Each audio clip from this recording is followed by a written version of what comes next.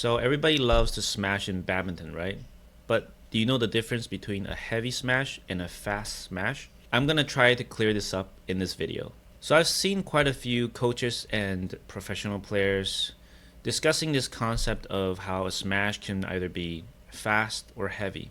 But the points that they bring up seems a bit abstract. They don't really define the terms clearly, and the explanations don't seem to be consistent with one another. One of the explanations suggests that a heavy smash is a full power smash using the whole body, like your legs, your upper body, everything, to generate the maximum amount of power, while a fast smash is a very quick and accurate smash. But this is a little bit confusing. Like, what makes a heavy smash heavy? What does the term heavy really mean? And like I mentioned before, how can a fast smash be fast but not heavy? Well, let's take a look at one of the first explanations. This is Coach DD, not this guy. He does a very good job at distinguishing three types of smash based on how much of the body parts are involved. So he's showing you the first smash, which is the fastest smash, and is using mainly the wrist and the fingers to make a very quick action swing. And this smash is called 点杀 in Chinese. It directly translates into point smash. And to me, the name conveys the meaning that it's a very quick smash that you can hit accurately to any point on the court. Compared to the second smash, which is called the fast smash, being shown here, this name kind of confuses me because is this second smash faster than the first one somehow? But this fast smash here, the second smash, is using more of the forearm and the elbow in addition to the fingers and the wrist. And because you're involving more of your body parts, I would think that it's increasing the power quite a bit. Although it's still, as a whole, quite a small swing. You're not really using all that body rotation or jumping as much, right?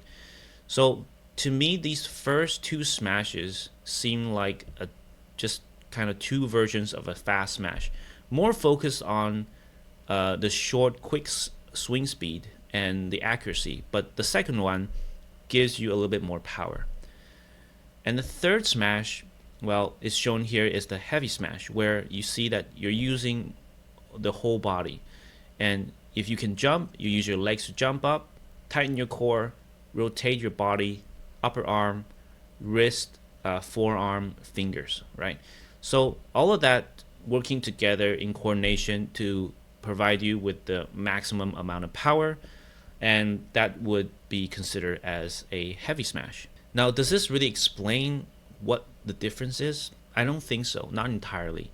It does a really good job at showing everybody what the difference in technique and what parts of the body that you're using or including in different types of smashes.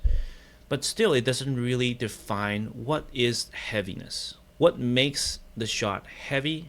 Why is a fast smash not considered heavy? Now for this, we will probably have to consider another perspective. And this is Coach JJ. He provides a very fascinating explanation. He explains this by including the perspective of the defender. He suggests that the level difference between the attacker and the defender translates into whether or not a smash will feel heavy.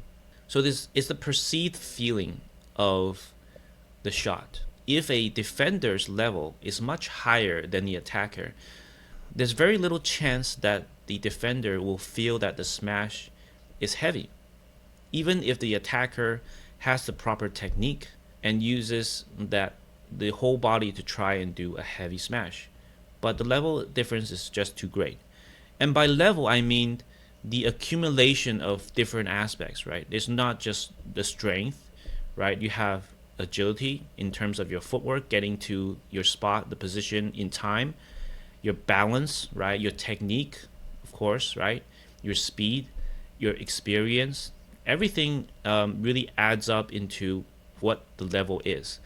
So the greater the level difference, the more you're gonna feel the heaviness from the smash. So if we consider that a female professional player without the proper training and technique, smashing against a male professional player on defense, it's going to be very hard for her to play a smash, a heavy smash that feels heavy to the defender, just because the male player has a biological advantage, right?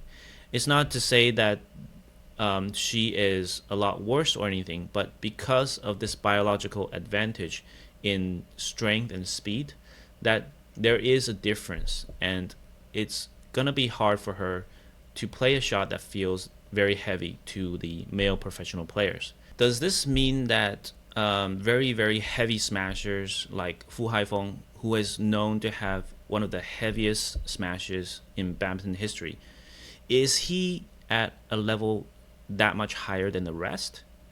Well, not entirely, but I think what's more likely is that when Fu Haifeng is producing the smash, his strength and speed and technique, coordination is at a higher level than the rest, because there's a clear difference between his heavy smash and the rest of the players.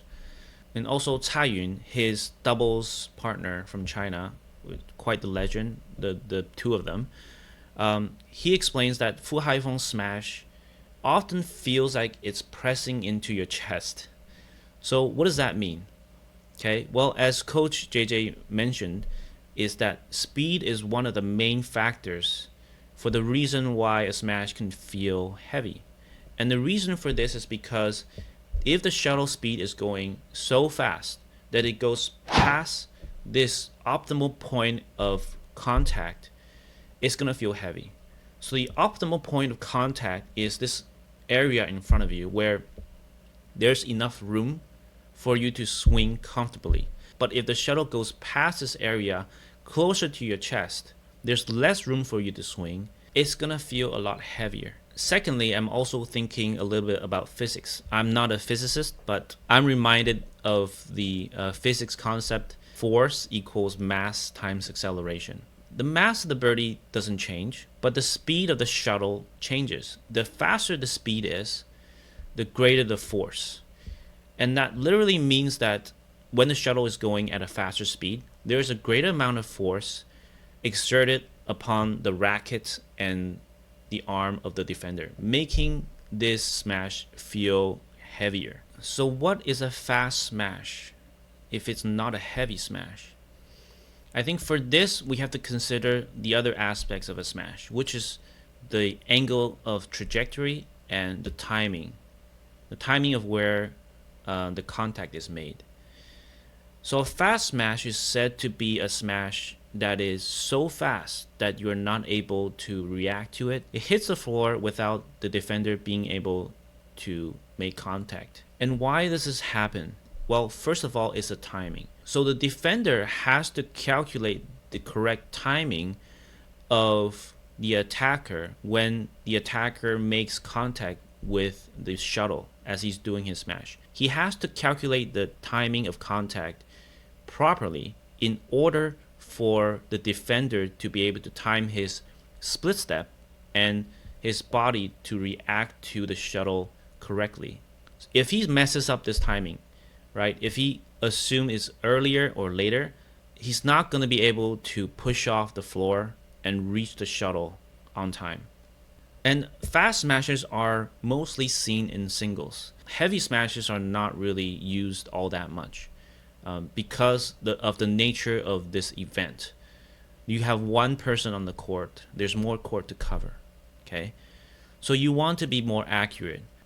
You want to be able to have a very quick and earlier timing on your smashes so that it's more difficult for the defender to calculate the moment of contact to be able to react to your shot. If a player uses a heavy smash, it's quite a risky thing to do in singles. The heavy smash will result in a slower recovery of your balance. If your smash is returned by the other player into the open court, essentially you're getting counter-attacked, okay, and you're off balance. So heavy smashes are not used as much in singles.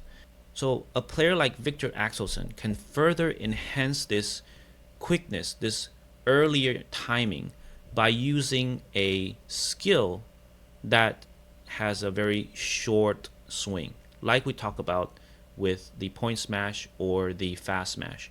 There's another term for that. It's called the stick smash. I would say it's very closely related, very similar to the fast smash by Coach DD, right? Because he's using quite a bit of the elbow and the forearm in addition to the wrist and fingers, but he's not using as much of the body. And this is very quick swing. So what about the angle of trajectory? Well, it kind of goes hand in hand with the timing. If a tall player or a very fast jumping player are able to make contact with the shuttle at a higher point, that means they're able to have a greater angle on their smashes. So the steeper angle is going to make it feel like it's a lot faster because it really goes down into the ground a lot sooner. And that will make it feel like the shot is really fast. It means that fast smashes don't necessarily refer to the speed of the shuttle, but rather it refers to the quickness of the shot as a whole, which includes the technique, right? How much of your body part are you using? Which includes the timing of the contact. How early can the attacker make contact with the shuttle? And it also has to do with the angle. Okay, so the steeper the angle, the sooner it's going to contact with the floor. All of this will contribute to how fast a smash seems to be. Okay, so now we can consider some of the examples of smashers. Cai Yun puts Fu Haifeng at the top of the list of the heaviest smashers for him.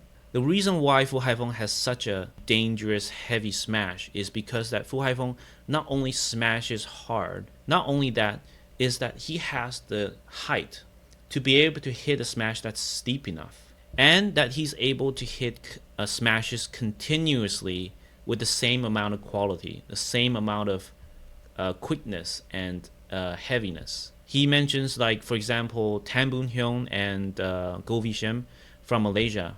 I mean, these players, he says that, yeah, they have very heavy and great angle on their smashes. They don't really have that consecutive, continuous speed to be able to hit smashes continuously. So since Cai doesn't really go into that many examples of the fast smashers, but based on what we learn about what makes a fast smash, I think we can come up with a few of our own. I would say Victor Axelsson, he's super tall, right? And he uses his stick smash, the short quick swing, very, very well to complement his height. And it just hits the floor so soon, okay? And then we got Lin Dan, right? Because Lin Dan, his smash, the way that he swings is like a whip. So that's another smash that maybe we can talk about in the future. It's still a very, very quick, short swing, and it generates so much power too. On top of that, Lin Dan, like, he's able to choose the correct timing and make it really difficult for the defender to time the split step. And often the opponents just can't react. Third one I would say is Wei Nan. So quite a tall player. His swing seems a little bit bigger than Victor Axelsson's stick smash. So it's kind of between the stick smash and a heavy smash. It's a really good balance. And you can see that it's even very difficult for one of the best players in the world, Lee Chongwei, to be able to even touch the shuttle. So what about you guys? Who are your top smashers for a heavy smash and a fast smash?